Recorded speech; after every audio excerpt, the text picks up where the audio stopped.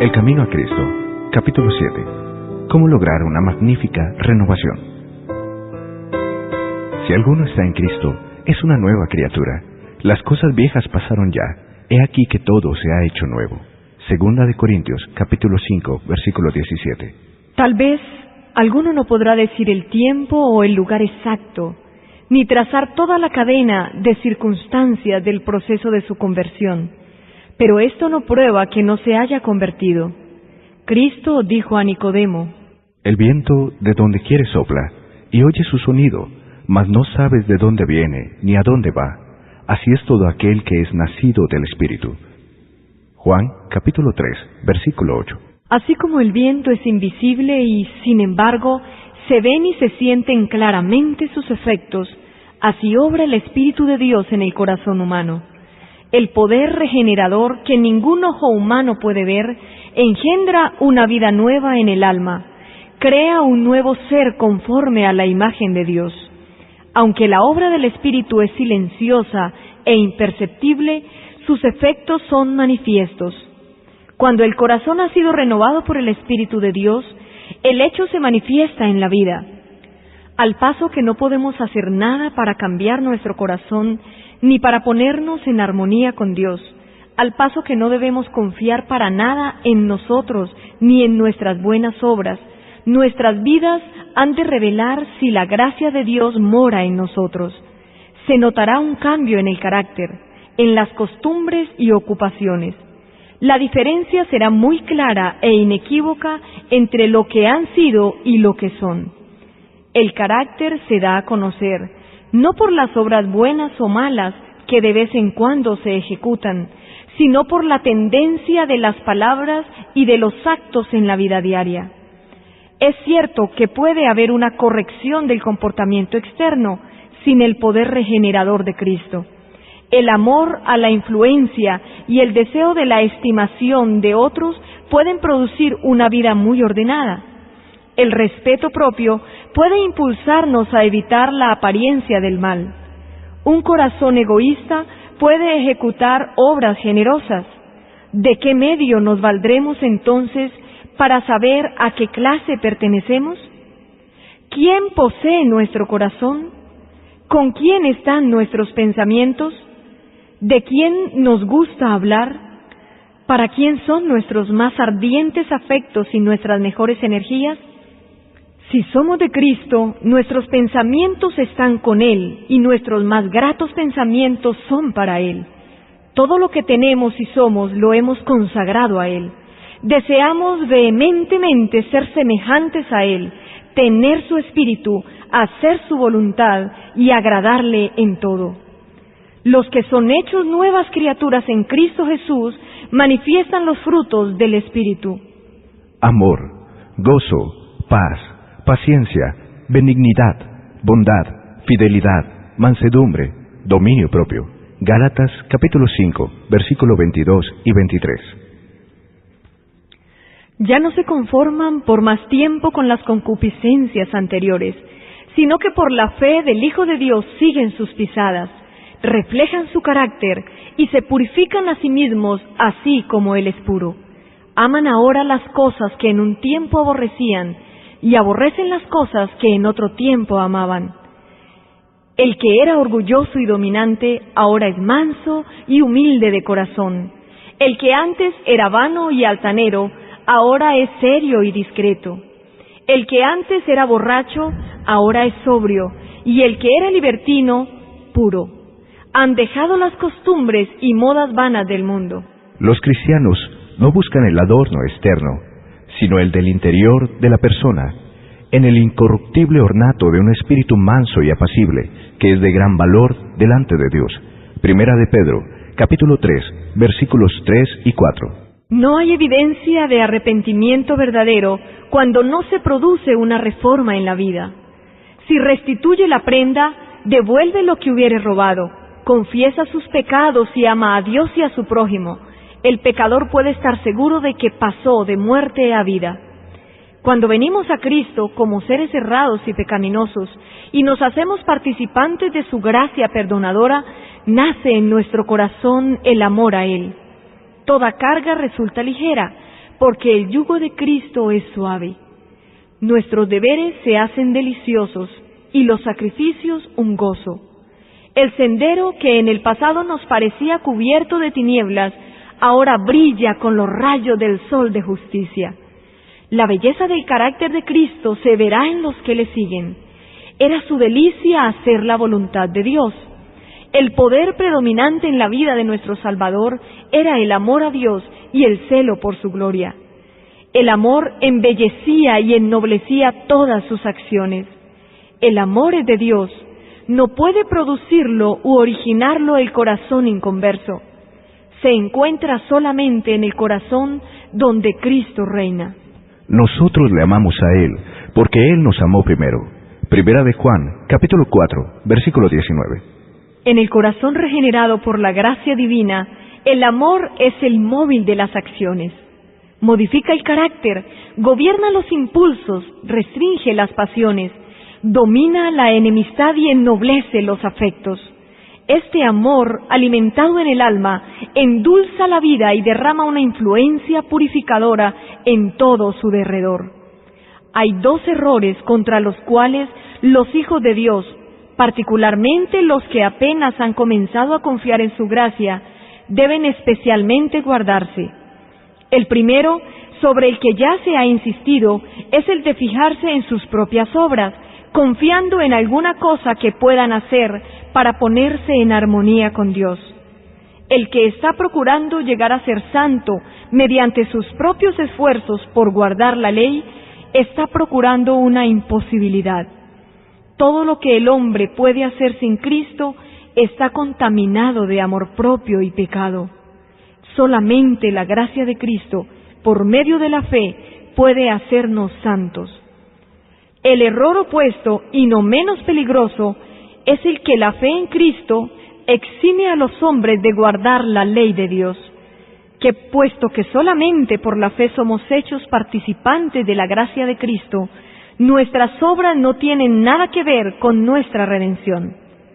Pero nótese aquí que la obediencia no es un mero cumplimiento externo, sino un servicio de amor. La ley de Dios es una expresión de su misma naturaleza. Es la personificación del gran principio del amor y, en consecuencia, el fundamento de su gobierno en los cielos y en la tierra. Si nuestros corazones son regenerados a la semejanza de Dios, si el amor divino es implantado en el corazón, ¿no se manifestará la ley de Dios en la vida? Cuando es implantado el principio del amor en el corazón, cuando el hombre es renovado conforme a la imagen que lo creó, se cumple en él la promesa del nuevo pacto. Pondré mis leyes en sus corazones y las inscribiré en sus mentes. Hebreos capítulo 10, versículo 16. Y si la ley está escrita en el corazón, ¿no modelará la vida? La obediencia, es decir, el servicio y la lealtad de amor, es la verdadera prueba del discipulado. Siendo así, la Escritura dice: Pues este es el amor de Dios, que guardemos sus mandamientos. El que dice, yo he llegado a conocerle, y no guarda sus mandamientos, es un mentiroso, y la verdad no está en él. Primera de Juan, capítulo 5, versículo 3, y capítulo 2, versículo 4. En vez de que la fe exima al hombre de la obediencia, es la fe, y sólo ella, la que lo hace participante de la gracia de Cristo y lo capacita para obedecerlo. No ganamos la salvación con nuestra obediencia, porque la salvación es el don gratuito de Dios que se recibe por la fe, pero la obediencia es el fruto de la fe. Y sabéis que Él se manifestó para quitar nuestros pecados, y no hay pecado en Él. Todo aquel que permanece en Él no continúa pecando. Todo aquel que continúa pecando no le ha visto ni le ha conocido. Primera de Juan, capítulo 3, versículos 5 y 6. He aquí la verdadera prueba. Si moramos en Cristo, si el amor de Dios mora en nosotros, nuestros sentimientos, nuestros pensamientos, nuestras acciones tienen que estar en armonía con la voluntad de Dios, como se expresa en los preceptos de su santa ley. Hijitos, nadie os engañe. El que practica la justicia es justo, como Él es justo. Primera de Juan, capítulo 3, versículo 7. Sabemos lo que es justicia por el modelo de la santa ley de Dios, como se expresa en los 10 mandamientos dados en el Sinaí. Esa así llamada fe en Cristo, que según declara exime a los hombres de la obligación de la obediencia a Dios, no es fe, sino presunción. Porque por gracia habéis sido salvados por medio de la fe. Mas la fe, si no tienes obras, es muerta en sí misma. Efesios capítulo 2, versículo 8, y Santiago capítulo 2, versículo 17. Jesús dijo de sí mismo antes de venir al mundo: El hacer tu voluntad, Dios mío, me ha agradado, y tu ley está en medio de mi corazón. Salmos 40, versículo 8. Y cuando estaba por ascender a los cielos, dijo otra vez: Yo he guardado los mandamientos de mi Padre, y permanezco en su amor. Juan capítulo 15, versículo 10. La Escritura dice: Y en esto sabemos que hemos llegado a conocerle, si guardamos sus mandamientos. El que dice que permanece en él, debe andar como él anduvo. Primera de Juan, capítulo 2, versículo 3 y 6.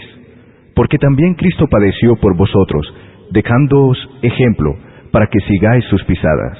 Primera de Pedro, capítulo 2, versículo 21. La condición para alcanzar la vida eterna es ahora exactamente la misma de siempre, tal cual era en el paraíso antes de la caída de nuestros primeros padres, la perfecta obediencia a la ley de Dios, la perfecta justicia. Si la vida eterna se concediera con alguna condición inferior a esta, peligraría la felicidad de todo el universo. Se la abriría la puerta al pecado con todo su séquito de dolor y miseria para siempre. Era posible para Adán, antes de la caída, conservar un carácter justo por la obediencia a la ley de Dios, mas no lo hizo, y por causa de su caída tenemos una naturaleza pecaminosa y no podemos hacernos justos a nosotros mismos. Puesto que somos pecadores y malos, no podemos obedecer perfectamente una ley santa. No tenemos por nosotros mismos justicia con que cumplir lo que la ley de Dios demanda.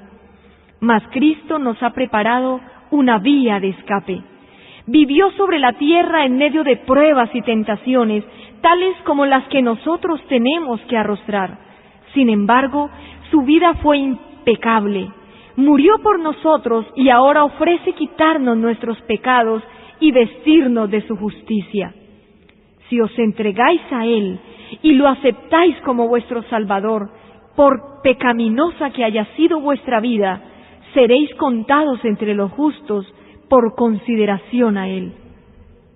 El carácter de Cristo toma el lugar del vuestro, y vosotros sois aceptados por Dios como si no hubierais pecado. Más aún, Cristo cambia el corazón. Habita en vuestro corazón por la fe. Debéis mantener esta comunión con Cristo por la fe y la sumisión continua de vuestra voluntad a Él. Mientras hagáis esto, Él obrará en vosotros para que queráis y hagáis conforme a su voluntad. Así podréis decir: Con Cristo estoy juntamente crucificado, y ya no vivo yo, sino que Cristo vive en mí. Y lo que ahora vivo en la carne, lo vivo en la fe del Hijo de Dios, el cual me amó y se entregó a sí mismo por mí. Gálatas capítulo 2, versículo 20. Así dijo Jesús a sus discípulos: Porque no sois vosotros los que habláis, sino el Espíritu de vuestro Padre, el que habla en vosotros. Mateo capítulo 10, versículo 20. De modo que si Cristo obra en vosotros, manifestaréis el mismo Espíritu y haréis las mismas obras, obras de justicia y obediencia. Así pues, no hay nada en nosotros mismos de que jactarnos, no tenemos motivo para ensalzarnos. El único fundamento de nuestra esperanza es la justicia de Cristo imputada a nosotros y la que produce su Espíritu obrando en nosotros y por nosotros. Cuando hablamos de la fe, debemos tener siempre presente una distinción. Hay una clase de creencia enteramente distinta de la fe: la existencia y el poder de Dios, la verdad de su palabra, son hechos que aún Satanás y sus huestes no pueden negar de corazón. La Biblia dice: también los demonios lo creen y tiemblan. Santiago capítulo 2, versículo 19. Pero esta no es fe, donde no solo hay una creencia en la palabra de Dios, sino una sumisión de la voluntad a Él, donde se le da a Él el corazón y los afectos se fijan en Él. Allí hay fe, fe que obra por el amor y purifica el alma. Mediante esta fe, el corazón se renueva conforme a la imagen de Dios, y el corazón que en su estado carnal no se sujetaba a la ley de Dios, ni tampoco podía, se deleita después en sus santos preceptos, diciendo con el salmista: oh, cuánto amo yo tu ley, todo el día es ella mi meditación. Salmos capítulo 119, versículos 97. Y la justicia de la ley se cumple en nosotros, los que no andamos conforme a la carne, mas conforme al Espíritu. Romanos capítulo 8, versículo 1. Hay quienes han conocido el amor perdonador de Cristo y desean realmente ser hijos de Dios. Sin embargo, reconocen que su carácter es imperfecto y su vida defectuosa, y están propensos a dudar de que sus corazones hayan sido regenerados por el Espíritu Santo. A los tales, quiero decirles que no se abandonen a la desesperación. Tenemos a menudo que postrarnos y llorar a los pies de Jesús por causa de nuestras culpas y errores. Pero no debemos desanimarnos. Aun si somos vencidos por el enemigo, no somos arrojados, ni abandonados, ni rechazados por Dios. No, Cristo está a la diestra de Dios e intercede por nosotros. Dice el discípulo amado: os escribo estas cosas para que no pequéis. Y si alguno peca, abogado tenemos para con el Padre, Jesucristo, el justo. Primera de Juan, capítulo 2, versículo 1. Y no olvidéis las palabras de Cristo: pues el Padre mismo os ama. Juan, capítulo 16, versículo 27. Él quiere que os reconciliéis con Él. Quiere ver su pureza y santidad reflejadas en vosotros. Y si tan solo queréis entregaros a Él, el que comenzó en vosotros la buena obra, la perfeccionará hasta el día de Jesucristo. Orad con más fervor, creed más plenamente. A medida que desconfiemos de nuestra propia fuerza, confiaremos en el poder de nuestro Redentor, y luego alabaremos a aquel que es la salud de nuestro rostro. Cuanto más cerca estéis de Jesús, más imperfectos os reconoceréis, porque veréis más claramente vuestros defectos a la luz del contraste de su perfecta naturaleza. Esta es una evidencia de que los engaños de Satanás han perdido su poder y de que el Espíritu de Dios os está despertando. No puede existir amor profundo por Jesús en el corazón que no comprende su propia perversidad. El alma que se haya transformada por la gracia de Cristo admitirá su divino carácter, pero el no ver nuestra propia deformidad moral es una prueba inequívoca de que no hemos llegado a ver la belleza y excelencia de Cristo. Mientras menos cosas dignas de estima veamos en nosotros, más encontraremos que estimar en la pureza y santidad infinita de nuestro Salvador. Una idea de nuestra pecaminosidad nos puede guiar a aquel que nos puede perdonar. Y cuando, comprendiendo nuestra impotencia, nos esforcemos en seguir a Cristo, Él se nos revelará con poder. Cuanto más nos guíe la necesidad a Él y a la palabra de Dios, tanto más elevada visión tendremos de su carácter y más plenamente reflejaremos su imagen.